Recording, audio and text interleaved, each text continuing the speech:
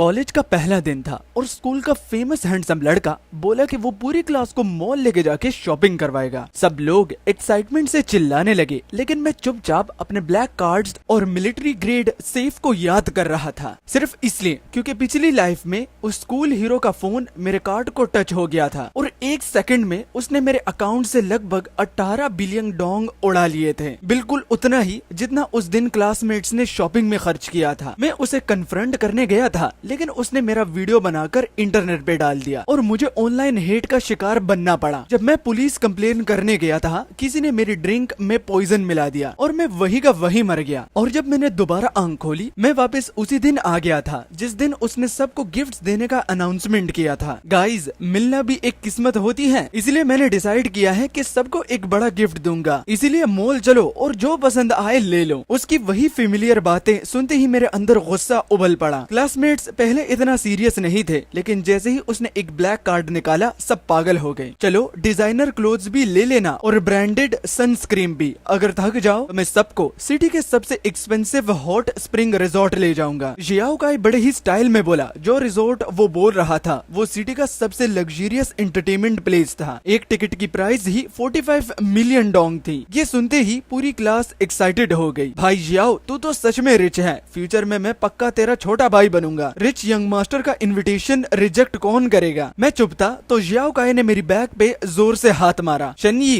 तू भी आएगा ना? सभी आ रहे हैं, अगर तू नहीं आया तो इंसल्ट समझूंगा। लिन चुआन ने भी मेरा हाथ पकड़ लिया। शनयी, स्कूल में तू अलग रहता था, ठीक है, लेकिन अब यूनिवर्सिटी में है। जियाओ काई दिल से सबको गिफ्ट देना चाहता है, चलना। मैंने बिना एक्सप्रेशन के उसका हाथ हटा दिया और हल्का सा स्माइल किया। जाऊंगा और ऑब्वियसली जाऊंगा। अगर नहीं गया तो जियाओ काई की बेइज्जती वाला फेस कैसे देखूंगा। पिछली बार का बदला, इस बार मैं उससे खून का बदला खून से ही चुकवाऊंगा। दोपहर को मैं घर गया और पेरेंट्स का दिया हुआ असली ब्लैक कार्ड अपने मिलिट्री सेफ ग्रेड में लॉक कर दिया। वो सेफ इतना ज्यादा स्ट्रॉन्ग था कि ग्रेनेड लगने पर भी कुछ नहीं होता, सिर्फ मेरी रेटिना पासवर्ड थी। किसी नॉर्मल इंसान के लिए उसे खोलना इम्पॉसिबल था। सेफ सिक्योर करने के बाद मैंने एक फेक ब्लैक कार्ड बनवाया जो बिल्कुल असली जैसा लग रहा था, फिर उसे अपने पॉकेट में रख लिया। सब प्रिपरेशन कंप्लीट थी, तब तक जियाओ काई मुझे बार बार फोन कर रहा था। शनयी, तू अभी तक क्यों नहीं आया? सब तेरा वेट कर रहे हैं। जियाओ वैन ने भी बोला है अगर तू नहीं आया तो वो तुझसे फ्रेंडशिप तोड़ देगी। उसके मुंह से लिन वैन का नाम सुन के भी मेरे दिल में कोई फीलिंग नहीं आई। हाई स्कूल में मैं उससे 3 साल तक सीक्रेटली प्यार करता था। यूनिवर्सिटी एप्लीकेशन तक उससे सेम प्यार करता था, लेकिन उस लड़की ने कभी हाँ भी नहीं बोली और ना ही कभी ना। उसने मुझे बीच में लटकाया हुआ था। पिछली लाइफ में जब मैंने उसे जियाओ काई को हक करते हुए देखा, तब समझ आया वो रिलेशनशिप नहीं चलाती थी, बस मेरी अटेंशन और इमोशन से वो खेलना चाहती थी। एक्चुअली मेरा मॉल जाने का प्लान नहीं था, लेकिन लिन चुआन जबरदस्ती मुझे खींच कर ले गई और रिजल्ट्स, जियाओ काई ने मुझे डायरेक्टली पीठ में छुरा घोंपा और जो पॉइजन मेरी जान ले गया था वो भी लिन चुआन ने खुद चूज किया था, सिर्फ और सिर्फ जियाओ काई को इम्प्रेस करने के लिए। ऐसे फेक और सेल्फिश लोग मेरे जूतों के लायक भी नहीं थे। फोन के दूसरी साइड से अभी भी आवाज आ रही थी। मैंने बस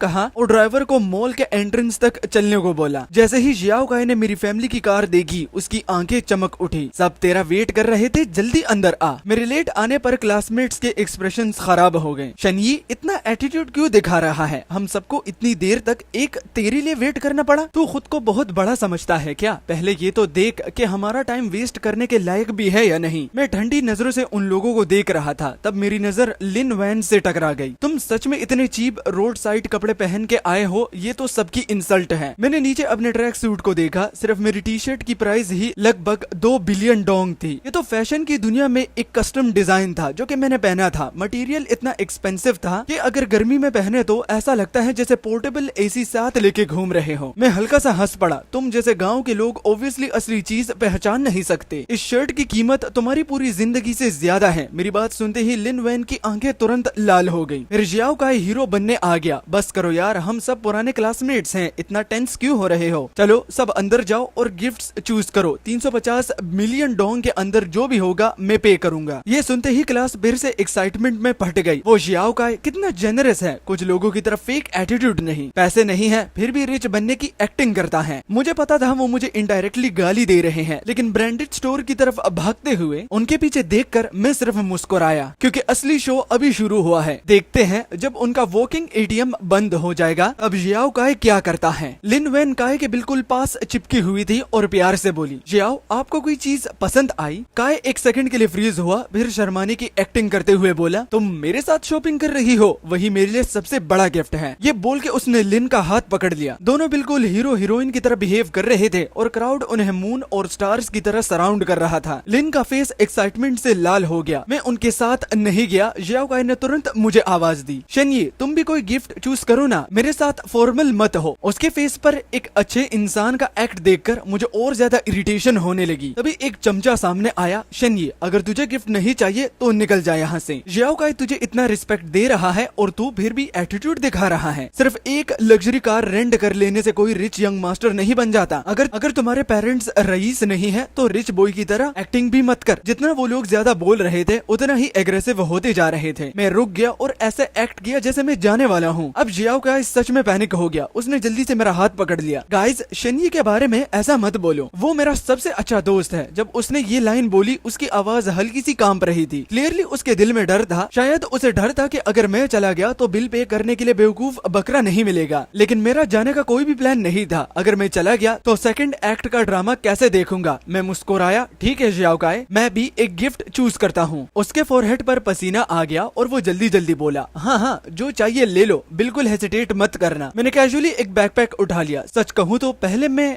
ऐसी बेसिक चीजों को देखना भी पसंद नहीं करता था और बाकी क्लासमेट्स तब तक अपनी पसंद की ब्रांडेड आइटम्स चूज कर चुके थे। लिन वान ने जियाओ काई के कहने पर एक बहुत एक्सपेंसिव वॉच चूज की। लाइट्स के नीचे उसकी डायल इतनी चमक रही थी कि आंखें खराब भी कर सकती हैं। मैं एक नजर में समझ गया कि वो इस सीजन का लेटेस्ट मॉडल था। मिनिमम 3 बिलियन डोंग की होगी। लेकिन जियाओ काई ने बिना ब्लिंक किए पेमेंट कर दिया। बस लिन वॉन को पसंद आनी चाहिए, चाहे 10 और भी खरीदनी पड़े, मैं रेडी हूँ। लिन शुआन इतनी इमोशनल हो गई थी कि उसने सीधा जियाओ काई के गाल पर किस कर दिया। आसपास के क्लासमेट्स जोर जोर से चीयर करने लगे और सेल्स स्टाफ भी एक्साइटमेंट से स्माइल रोक नहीं पा रहे थे। जियाओ काई सच में जेनरस है, अरबों का गिफ्ट भी बिना सोचे देता है। बिल्कुल सही सुना है, किसी ने लिन जुआन को 3 साल तक चेस किया लेकिन उसके लिए 30 मिलियन का गिफ्ट तक नहीं खरीद पाया। कितना कंजूस है ये। ऐसे गरीब लोगों को इतनी बड़ी ब्यूटी के सपने भी नहीं देखने चाहिए। ये तो जियाओ काई के जूते उठाने लायक भी नहीं। ये सुनकर लिन ने मेरी तरफ चैलेंज भरी नजर से देखा, लेकिन मैंने बस शोल्डर्स उछा दिए जैसे मुझे कोई फर्क ही नहीं पड़ता था। सब लोग शॉपिंग कंप्लीट कर चुके थे और ट्रिप ऑलमोस्ट खत्म होने वाली थी। जब स्टाफ पेमेंट मशीन लेके आई तब अचानक जियाओ काई का एक्सप्रेशन बदल गया। मेरा ब्लैक कार्ड गायब हो गया। सब क्लासमेट्स शॉक में रह गए। वो सभी लोग मिलकर फ्लोर पर वो कार्ड ढूंढने लगे, एक ऐसा कार्ड जो कि एग्जिस्ट ही नहीं करता था। काफी देर तक ढूंढने के बाद भी कार्ड नहीं मिला। अब लिन टेंशन में जियाओ काई को देखकर बोली, कहीं किसी ने तुम्हारा कार्ड चुरा तो नहीं लिया? जैसे ही उसने चोरी बोला सबकी नजर एक साथ मुझ पर आ गई। जियाओ काई ने गिल्टी एक्टिंग करते हुए मुझे देखा। शेनये, आज सिर्फ हम दोनों एक्सीडेंटली टकराए थे, क्या पता तुमने गलती से मेरा कार्ड उठा लिया हो। मुझे याद है तुम्हारे पॉकेट में भी एक ब्लैक कार्ड था, एक बार दिखा सकते हो? मैं उसे हाफ स्माइल के साथ देखता रहा। तो तुम कहना चाहते हो मैंने तुम्हारा कार्ड चोरी किया? क्या बकवास है। मेरा घर तुम्हें इतना गरीब लगता है क्या कि मैं तुम्हारे चिल्लर पैसे तुमसे चोरी करूंगा? वो ऑकवर्ड हंसी के साथ सर कोहजाने लगा। नहीं नहीं, मैं बस कंफर्म करना चाहता था। मैंने कब बोला तुमने चोरी की? सभी गिफ्ट्स पैक हो चुके थे, टाइम वेस्ट मत करो। जियाओ काई को हंसते देख कुछ बॉयज तुरंत उसकी साइड लेने आ गए। शेनये, हम सिर्फ कार्ड देखना चाहते हैं, एक बार दिखा देने से क्या चला जाएगा? क्या हम मैजिक से तुम्हारा पैसा स्वाइप कर लेंगे? स्वाइप वर्ड सुनते ही जियाओ काई का फेस क्लियरली चेंज हो गया। उसने जल्दी से बोला, हाँ शेनये, बस एक बार दिखा दो। मैंने देखा टाइमिंग परफेक्ट हो चुकी थी। मैंने धीरे से पॉकेट से एक ब्लैक कार्ड निकाला और फेक गुस्से में बोला, फाइन, ध्यान से देख लो, ये तुम्हारा कार्ड लगता है या नहीं? मैंने कार्ड जियाओ काई को दे दिया। उसने एक ग्लैंस ली और तुरंत मुझे वापस कर दिया। फेस पर एक फेक गिल्ट था लेकिन लिप्स के कॉर्नर सीक्रेटली स्माइल कर रहा था। सॉरी यार, ये तो सच में तुम्हारा कार्ड है। ये बोल के उसने सडनली पॉकेट टैप किया और एक्टिंग करने लगा जैसे अभी याद आया हो। अरे अरे, मेरा कार्ड तो यहाँ था। मैं अपनी कोल्ड नजरों से उसका पूरा ड्रामा देख रहा था। जो लोग अभी मुझे एक्यूज कर रहे थे उनके एक्सप्रेशंस ऑकवर्ड हो गए, फिर भी वो लोग चुप नहीं हुए। इसमें इतना एटीट्यूड किस बात का? अगर पहले से ही इतना फेक रिच एक्ट नहीं करता तो कोई सस्पेक्ट भी नहीं करता। अगर उसके पास सच में पैसे होते तो जियाओ काई के गिफ्ट्स क्यों लेता? कितना डिस्कस्टिंग है। क्या पता वो ब्लैक कार्ड भी ऑनलाइन खरीदा हुआ फेक प्रॉप हो। ये बात सुन के मैं अंदर ही अंदर हंस पड़ा। बिल्कुल सही बोला दोस्त, ये कार्ड वैसे भी फेक ही है। अब असली ड्रामा शुरू होने वाला था। मेरे लिप्स ऑटोमेटिकली स्माइल करने लगे। जियाओ काई ने सबको चुप करने का सिग्नल दिया और सब फाइनली शांत हो गए। सबके हाथ ब्रांडेड शॉपिंग बैग से से भरे हुए थे। सेल्स वुमेन स्वीट स्माइल के साथ आई। सर, आपका बिल आज टोटल 21 बिलियन डोंग है। आप हमारे वीआईपी कस्टमर हैं, इसीलिए हमने स्पेशल डिस्काउंट दिया है। आपको सिर्फ 21 बिलियन पे करना होगा। लगता है मेरी रिबर्थ की वजह से बटरफ्लाई इफेक्ट हो गया था। इस बार जियाओ काई ने पिछली लाइफ से भी 3.5 बिलियन ज्यादा उड़ा दिए थे। उसने बिना एक सेकंड सोचे ब्लैक कार्ड निकाला और स्वाइप कर दिया। लिन वैन हल्की सी फ्रोन करने लगी। उसने एक्सपेक्ट नहीं किया था कि जियाओ काई सच में इतना पैसा उड़ा देगा। कार्ड स्वाइप सक्सेसफुल होते ही मैंने नीचे फोन देखा। मेरे अकाउंट से एक भी डिडक्शन मैसेज नहीं आया था। अकाउंट बैलेंस परफेक्टली सेफ दिखा रहा था। दिल को सुकून मिला। सब लोग जियाओ काई की तारीफों में लगे हुए थे। तभी अचानक एक तेज चीख सुनाई दी, बिल्कुल ऐसी चीख जैसे सुअर को काटा जा रहा हो। जियाओ काई फोन को घूरते हुए हिस्टेरिकली चिल्लाया, मेरे अकाउंट में सिर्फ 7,000 डोंग क्यों बचे हैं? ये बोलने के बाद उसे अचानक एहसास हुआ कि वो अपना कंट्रोल खो चुका था। थोड़ी देर पहले जो अमीर यंग मास्टर वाली इमेज उसने इतनी मुश्किल से बनाई थी, वो लगभग टूट ही गई थी। शर्मिंदा होके उसने जल्दी से बात संभाली, मेरा वो मतलब नहीं था। आसपास के क्लासमेट्स एक दूसरे को कंफ्यूज नजरों से देखने लगे, फिर तुरंत उसकी तरफदारी करने लगे। अरे यंग मास्टर जियाओ इतने छोटे पैसों की क्या ही परवाह करेगा? लगता है कार्ड की लिमिट खत्म हो गई होगी। थोड़ा वेट करते हैं, बस यंग मास्टर जियाओ घर वालों को एक कॉल कर देगा, सब सॉल्व हो जाएगा। हाँ यार, वैसे भी हम सब ने उसके गिफ्ट्स लिए हैं, ऐसे कैसे हम जियाओ काई को एम्बेरस होने देंगे? ये आखिरी लाइन सुन के मैं सच में हंसी रोक नहीं पाया। मेरी हंसी सुनते ही सबका अटेंशन मेरी तरफ आ गया। हंस क्यों रहे हो? क्या तुझे भी यंग मास्टर जियाओ से गिफ्ट नहीं मिला था? अब थोड़ा चांस मिल गया तो एटीट्यूड दिखा रहा है। ध्यान से रहना, यंग मास्टर जियाओ बस एक सेंटेंस बोलेगा और तेरा पूरा घर बर्बाद हो जाएगा। बर्बाद? और मैं तुम लोगों के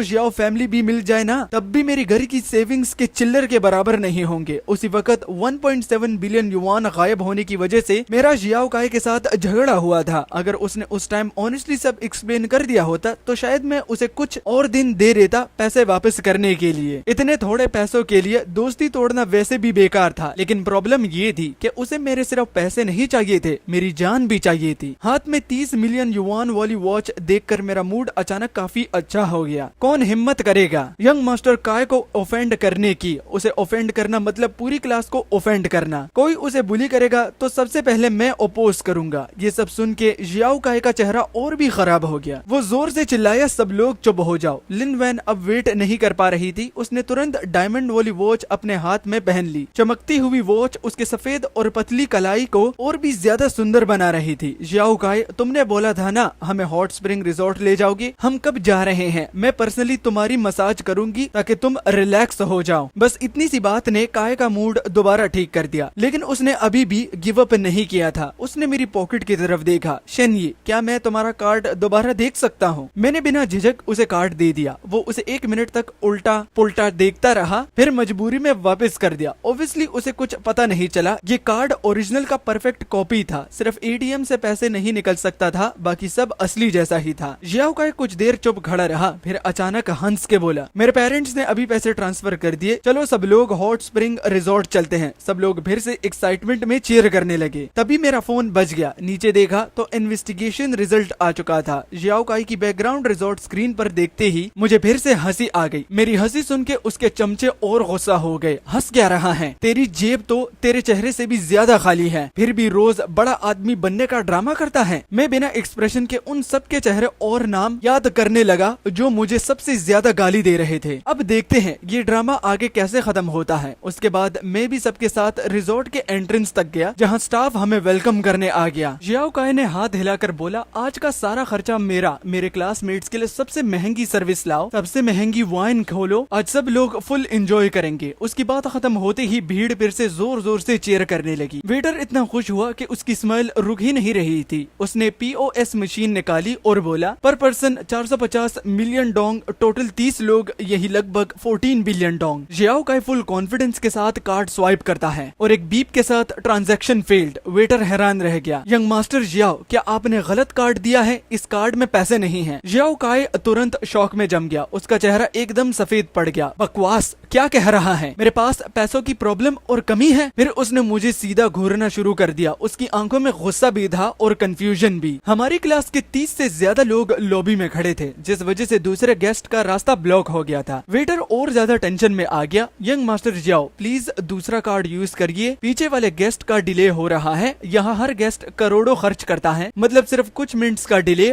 और बहुत ही ह्यूज लॉस। क्लासमेट्स भी बातें करने लगे। अभी तो जियाओ काई के घर वालों ने पैसे भेजे थे ना, फिर इशू क्या है? बकवास मत करो, उसने अभी हम सब के लिए इतने महंगे ब्रांडेड आइटम्स खरीदे हैं, थोड़े पैसे की कमी कैसे हो सकती है? लिन वैन अपने मेल गोट को बचाने के लिए वेटर पर चिल्लाई, अंधे हो क्या? हम सबके हाथ में ब्रांडेड शॉपिंग बैग्स नहीं दिख रहे? जियाओ काई के कार्ड में बस थोड़ा इशू है, थोड़ा वेट नहीं कर सकते? लेकिन इस वक्त सबसे ज्यादा परेशान जियाओ काई खुद था। उसका चेहरा कागज की तरह सफेद हो चुका था, हाथ इतना काम रहा था जैसे लग रहा हो खड़े होके छोटा हथियार हिला रहा हो। और फिर उसने अपनी नजर मुझ पर टिकाई। शेनयी, हम क्लासमेट्स हैं ना, तो क्या तुम पहले पेमेंट कर सकते हो? लगता है मेरा कार्ड लिमिट क्रॉस कर गया है। ये बकवास एक्सक्यूजेस सुन के मेरे दिल में ठंडी हंसी निकली, लेकिन बाहर से मैंने एक्टिंग की जैसे मुझे बिजली का झटका लग गया हो। भाई, मेरी कार भी रेंट की है, मैं कहां से 14 बिलियन लाऊं? मुझे बेच भी दोगे ना तो भी इतना पैसा नहीं मिलेगा। जियाओ काई ने क्लियरली मेरी बैकग्राउंड इन्वेस्टिगेशन की थी, वो जानता था मैं कौन हूँ। फिर भी उसने दूसरों को मुझे गरीब कह के इंसल्ट करने दिया। मैं चुप रहा और अब ये बंदा मुझसे पैसे उधार मांग रहा था। सपना देख रहा है क्या? टाइम धीरे धीरे निकल रहा था और आसपास खड़े गेस्ट गुस्सा होने लगे। ये रिजॉर्ट बिजनेस कैसे चलाता है? 30 लोग यहाँ मूर्ति बन के खड़े हैं, हमें अंदर जाना है या नहीं? मैनेजर को बुलाओ, मैं कंप्लेन करूंगा। कुछ गुस्से वाले गेस्ट तो सीधा गाली देने लगे। पैसे नहीं है तो निकल जाओ यहाँ से, अगर पैसे हैं तो जल्दी पेमेंट करो, बस जगह घेर के बस खड़े हो तो दफा हो जाओ यहाँ से। तुरंत जियाओ काई का चमचा भी डिफेंड करने आ गया। हमारा यंग मास्टर जियाओ के पास पैसे की कमी नहीं है, बस एक सेंटेंस में तुम्हें बैंक करप्ट कर देगा। हिम्मत कैसे हुई ऐसी बात करने की? लेकिन ये बेवकूफ समझ नहीं पा रहा था कि जो लोग इतना पैसा खर्च कर सकते हैं वो सब बिजनेसेस वर्ल्ड के बड़े लोग हैं। सिर्फ जियाओ काई क्या, पूरी जियाओ फैमिली भी मिलकर उन्हें ऑफेंड करने की हिम्मत नहीं करती। शायद जियाओ काई को भी समझ आ गया था कि मुझसे पैसे निकलवाना इम्पॉसिबल है। अभी तक जो 2.1 बिलियन उसने उड़ाए थे वो सब असल में उसके लिए खून के आंसू जैसे थे। ये सोचकर ही उसका दिल जल रहा था। आखिर उसने दांत पीस कर कहा, चलते हैं। लिन वैन कंफ्यूज हो गई, कहा? हम तो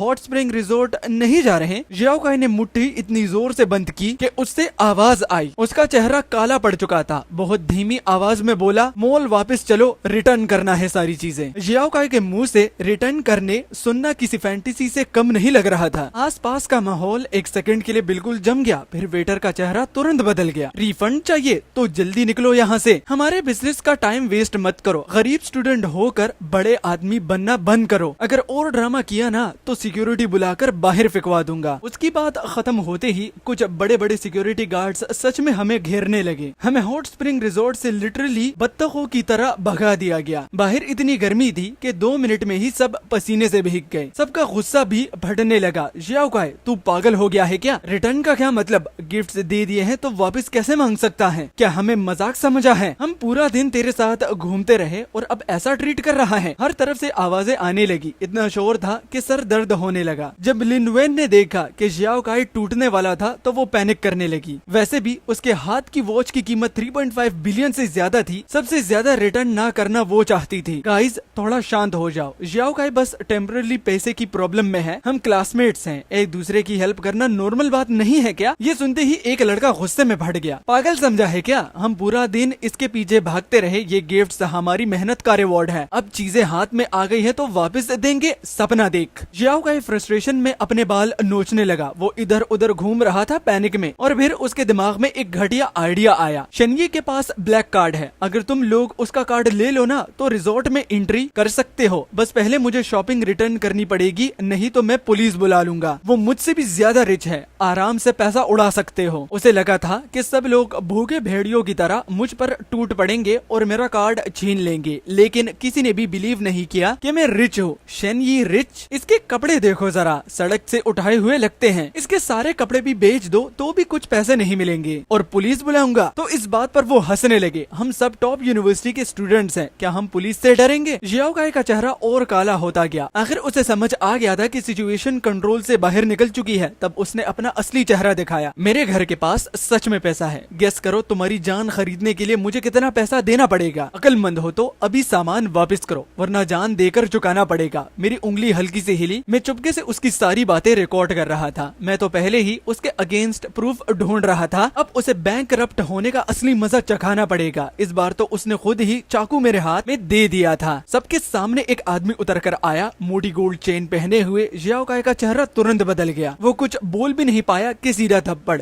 एक जोर का स्लैप सीधा उसके मुंह पर पड़ा। किसने परमिशन दी थी तुझे कंपनी अकाउंट का पैसा यूज करने की? पता है सिर्फ उन 2 बिलियन की वजह से प्रोजेक्ट बर्बाद हो गया। कंपनी ह्यूज लॉस में जा रही है। वो आदमी अभी भी शांत नहीं हुआ था। उसने एक और जोर का थप्पड़ मारा। मुझे लगा जियाओ काई सड़क पर ही पागल हो जाएगा, लेकिन अनएक्सपेक्टेडली एक ढप आवाज के साथ वो सीधा घुटनों पर गिर गया। सब लोग शॉक में रह गए। ग्रेट यंग मास्टर जियाओ बीच सड़क किसी के सामने घुटने टेक रहे हैं। भाई मुझसे गलती हो गई, मैं सच में गलत था। उसने पीछे क्लासमेट्स की तरफ देखा जो अभी भी कंफ्यूज खड़े थे। मैंने इनसे प्रॉमिस किया था कि रिजॉर्ट ले जाऊंगा। क्या आप मुझे और 14 बिलियन उधार दे सकते हो? मैं ग्रेजुएशन के बाद कंपनी ज्वाइन करके सब वापस कर दूंगा। 4 बिलियन का नाम सुनते ही उस आदमी जियाओ फे का चेहरा जम गया। अगले ही सेकंड उसका गुस्सा बढ़ गया। उसकी मुट्ठी इतनी जोर से बंद हुई कि क्रैक आवाज आने लगी।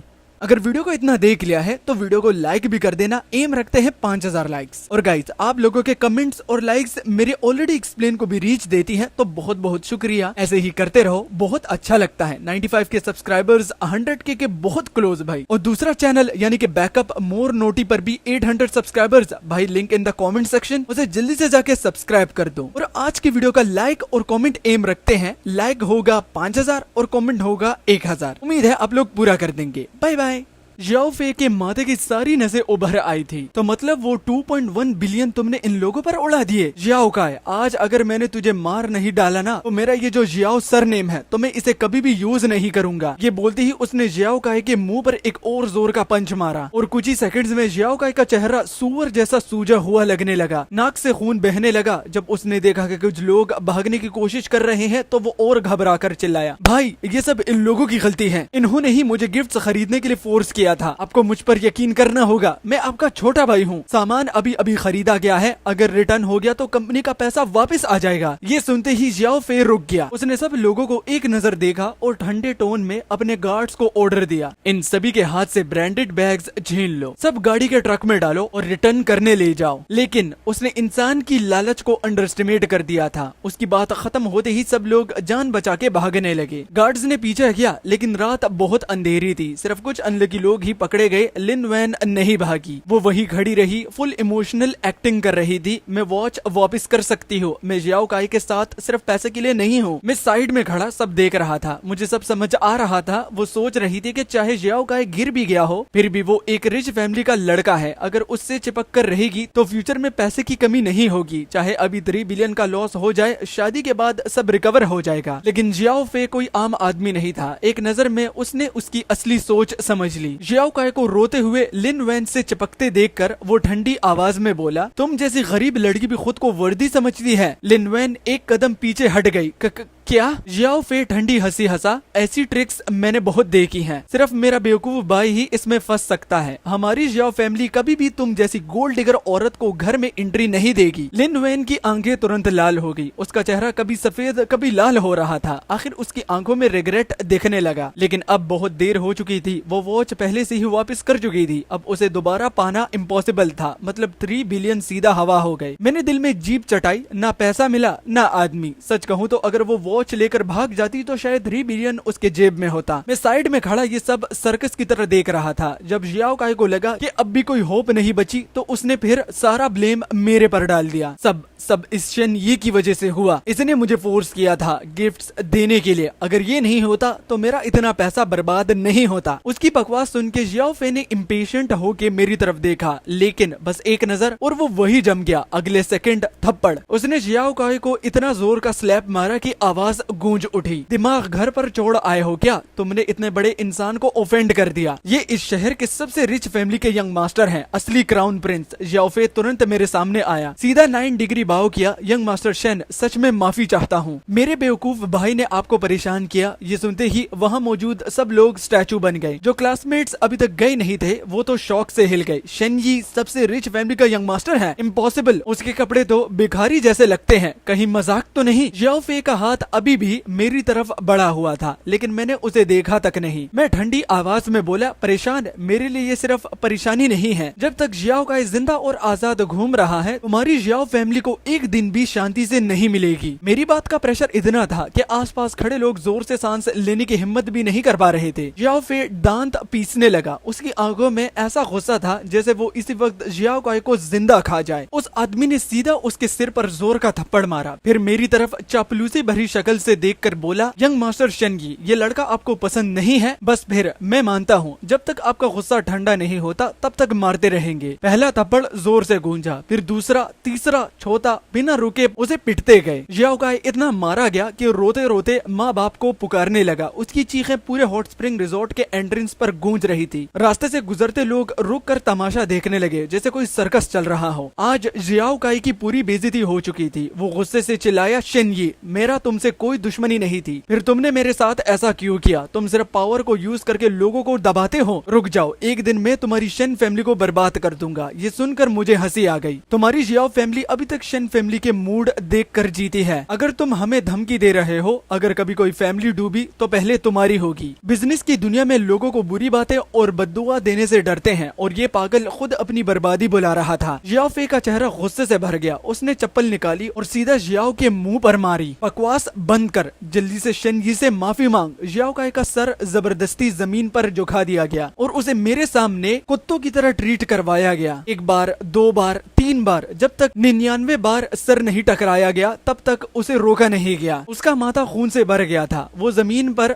मरे हुए कुत्ते की तरह पड़ा था। सांस मुश्किल से चल रही थी। रोते हुए बोला, सॉरी शेनयी, गलती हो गई। मैंने उसकी थोड़ी को पैर से ऊपर उठाया और मुस्कुरा कर पूछा, अच्छा बताओ फिर गलती क्या थी तुम्हारी? जियाओ काई इतने गुस्से में था कि आंखें उलट गई और वो वही बेहोश हो गया। उसे एम्बुलेंस में उठाकर ले गए और फिर जियाओ फे मेरी तरफ आकर झुककर बोला, शेनयी, क्यों ना मैं आपको आपके क्लासमेट्स को रिजॉर्ट में रिलैक्स करवा दूं? इसको एक सॉरी ट्रीटमेंट समझ लीजिए। मैंने उसे घिन भरी नजरों से देखा। तुम लोग भी डिजर्व करते हो मेरे साथ खड़े रहना। बाकी क्लासमेट्स का डर से बुरा हाल था। किसी की हिम्मत नहीं थी वो भी जोर से सांस लेने की। जियाओ काई का हाल सबके सामने था। अब सबको असली डर समझ आ गया था। सिर्फ लिन युआन शेमलेसली मेरे पास आई। उसका चेहरा लाल था, शर्म से या एक्साइटमेंट से पता नहीं। वो धीरे से बोली, शेनयी, तुम सच में रिचेस्ट फैमिली के यंग मास्टर हो। पहले मैं अंधी थी। जियाओ काई की वजह से तुम्हारे साथ इतना बुरा बिहेव किया, गलती थी मेरी। ये कहकर उसने सर उठाया, आंखों में फेक आंसू भर के, क्या तुम मुझे एक और चांस दे सकते हो? क्या हम पहले की तरह फ्रेंड्स बन सकते हैं? उसकी ये नौकरानी जैसी एक्टिंग देखकर मुझे उल्टी आने लगी। जब मैं उसे दिल से ट्रीट करता था तब उसने कभी मेरी तरफ देखा तक नहीं। मुझे लगता था वो क्लासी और सेल्फ रिस्पेक्ट वाली लड़की है, लेकिन असल में वो तो सिर्फ पैसों की भूखी निकली। अब मुझे खुशी हो रही थी कि स्कूल टाइम में मैंने अपनी असली आइडेंटिटी को किसी को नहीं बताया, वरना मैं कभी शायद लिन युआन का असली चेहरा देख ही नहीं पाता। तभी एक और सुपर कार आ रुकी, शेन फैमिली की कार। मैंने लिन युआन को साइड में धक्का दिया और ठंडी हंसी के साथ बोला, मेरे साथ फ्रेंडशिप करनी है, पहले जाकर शीशे में अपना चेहरा देख, फिर डिसाइड करना कि तुम उसके लायक भी हो या नहीं। तुम जैसे कचरे को टच करना भी मुझे गंदा लगता है। कुछ दिन बाद मिलिट्री ट्रेनिंग खत्म हो गई। मैं उसी रात हॉस्टल छोड़कर निकल गया। मैं बस नॉर्मल कॉलेज लाइफ एंजॉय करना चाहता था, लेकिन जियाओ काई जैसे पागल इंसान से टकरा गया। अब हाल ये था कि पानी पीते वक्त भी डर लगता था कि कहीं कोई जहर ना मिला दे। जब मेरे पेरेंट्स को ये सब पता चला, मेरी माँ ने सीधा हाथ हिलाकर कहा, स्कूल के पास सबसे महंगी विला खरीदो,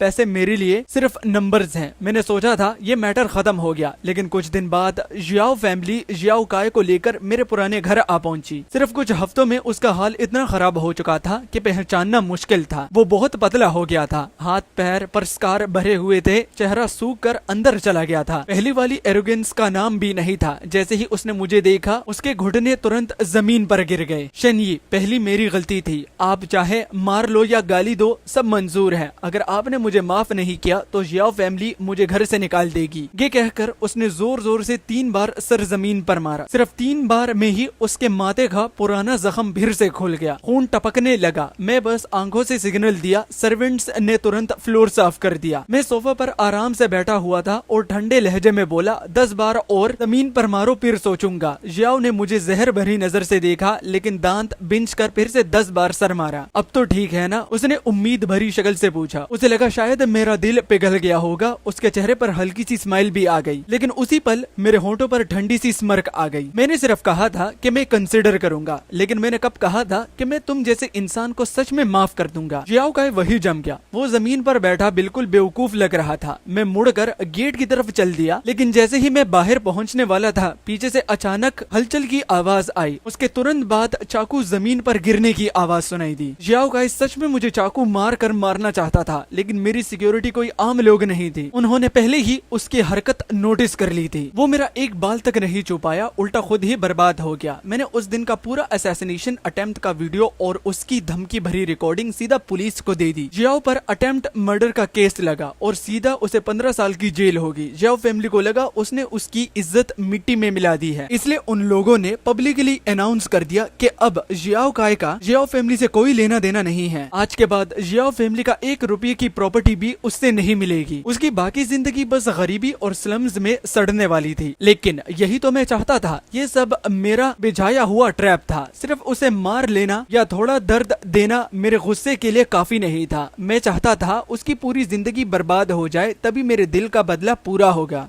फिर देखते ही देखते कॉलेज के 4 साल गुजर गए। इस बार मुझे असली दोस्त मिले और मेरी लाइफ में वो लड़की भी आई जो सच में मेरे लिए बनी थी। शादी के दिन उसने अचानक मुझसे पूछा, तुम्हारी फर्स्ट लव कैसी थी? एक पल के लिए लिन युआन का घटिया चेहरा मेरे दिमाग में फ्लैश हुआ और तुरंत मुझे घिन सी महसूस हुई। मैं हल्का सा मुस्कुराया और बोला, फर्स्ट लव वो बस एक कचरा था, उसका जिक्र करना भी बेकार है। इस जिंदगी में मैं सिर्फ तुमसे प्यार करता हूँ। मैंने उसका हाथ पकड़ा और हम दोनों आराम से सड़क पर चलने लगे, जैसे दुनिया में हमारे सिवा और कोई भी ना हो। ऊपर चमकता हुआ चांद देखकर मेरे दिल में एक सुकून सा भर गया। इस दूसरी जिंदगी ने मेरी सारी कमियां पूरी कर दी। पुराने सारे दर्द अब सिर्फ गुजर चुके कहानियां थी और मेरे सामने था एक रोशन और खूबसूरत फ्यूचर।